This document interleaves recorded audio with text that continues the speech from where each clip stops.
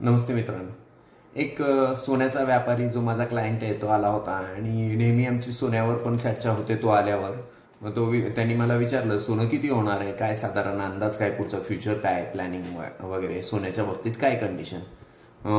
आमच्या तर इंडस्ट्रीमध्ये सगळे सांगतायत की 1 लाख सोनं होणार आहे. मी म्हटलं अगदी बरोबर.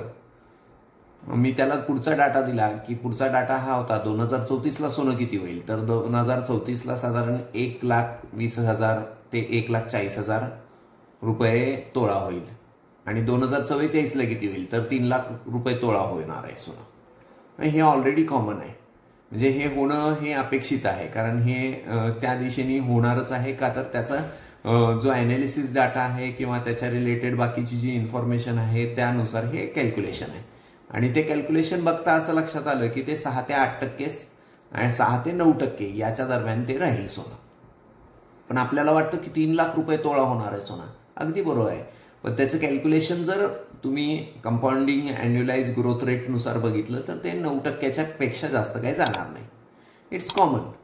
पण मग परत प्रश्न हा येतो की सोन्यामध्ये गुंतवणूक केली पाहिजे की नाही. नक्कीच केली पाहिजे, कारण ते तेवढं सुद्धा देत आहे, ते इन्फ्लेशनला बीट करून 2-2.5% एक्स्ट्राच देत आहे. त्यामुळे ती आनंदाची गोष्ट आहे. त्यामुळे त्याच्याबद्दल घाबरायचं कारण नाही. त्यामुळे सोन्यामध्ये गुंतवणूक केली पाहिजे, पण ती किती केली पाहिजे तर जेवढं तुम्हाला सोनं लागणार आहे तेवढीच. का तर त्याच्याबरोबर जर कंपॅरिझन तुम्ही इक्विटीला केलं तर इक्विटी त्याच्यापेक्षा जास्त रिटर्न आत्ता तरी देते. मग ज्यावेळी जे जास्त रिटर्न देते तिथं आपण जायला पाहिजे.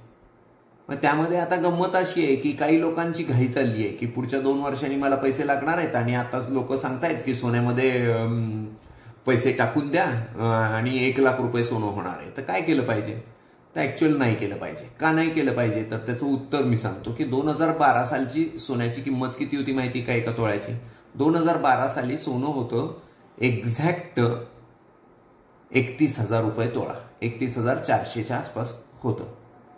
2012 पासून 2018 पर्यंतची कंडिशन ही आहे की 2012 ते 2018 मध्ये सोनं 31,500च होतं. म्हणजे 12 ते 13, 14, 15, 16, 17 आणि 18 6 वर्षामध्ये सोन्याने रिटर्न दिलाय 0%. हे नीट लक्षात घ्या.